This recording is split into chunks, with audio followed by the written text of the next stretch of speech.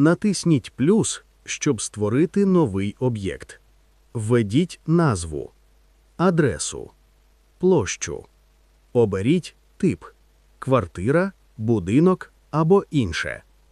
За бажанням вкажіть замовника і дизайнера.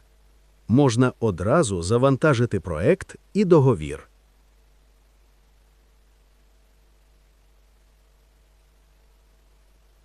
Натисніть «Зберегти» і об'єкт готовий.